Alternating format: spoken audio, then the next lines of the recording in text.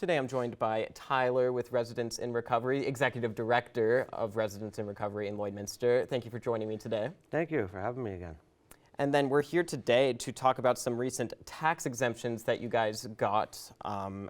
But before we get into that, can you guys explain, just to those who are unaware, what Residents in Recovery does for Lloydminster? Sure. So we operate a few programs. Our individual sober living program used to be kind of our main program. It's what we started with back in 2018. Really got scaled back this year, earlier in the year. We still have 2 post-treatment sober living homes in Lloydminster. They're pretty low maintenance. And then we have our family treatment program, which pretty much is the majority of our focus these days. We have a capacity of 23 families, and it's a 9-month inpatient slash family sober living program for mothers that have children, mothers that struggle with addiction that have children, yeah. And then we're here today to talk about the recent tax exemptions that you were approved for at City Council. And then I want to really just have you elaborate on what this means for the organization. Sure. So we have a few properties in town. We have a 5-plex behind the old bus depot, and then the 7-plex, so the old Habitat for Humanity over by the youth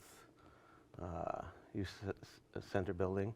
And then we also have the Healing Center, which is the old Harris House, and the bus depot as well, the old bus depot. So all of these properties are properties that we use for our family treatment program. So they're all tax exempt through the city. Thanks to the city, they really support us with those.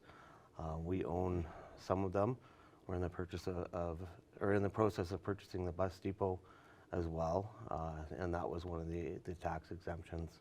And it just allows us the opportunity, to provide services for those less fortunate and struggling, and take some of that financial burden off of us for all of those properties. Yeah. No, for sure. That is a great thing to hear from the city. I'd like to also talk about recently, prior to the tax exemptions, you were also approved for a community grant, which you guys received about $30,000. Yeah. Can you talk a little bit about what that money is going towards for your operations? Yeah, so that grant is through the FCSS community grant. So that goes to support our family treatment program, individuals or mothers that are struggling with addiction.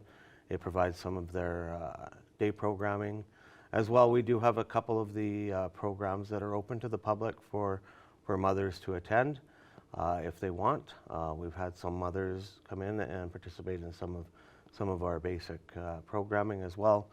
And then also, as part of that grant was the Ages and Stages questionnaire. It's a developmental assessment tool for children, so we can kind of assess and make sure that they're on track to meeting all of their developmental cues.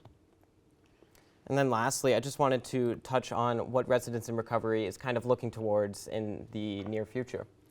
Yeah, so our family treatment program is exceptionally strong. It's been growing quickly, especially since we shut down the sober living. We're looking to add some more programs on that. We're working on a program with Pine Grove to support mothers in their 3rd trimester getting out of incarceration and moving into the family treatment program. We're also looking at purchasing the old bus depot. We've been in it since 2021 or 22. It's our child care facility, and we're going through the process right now of having that license as a licensed daycare.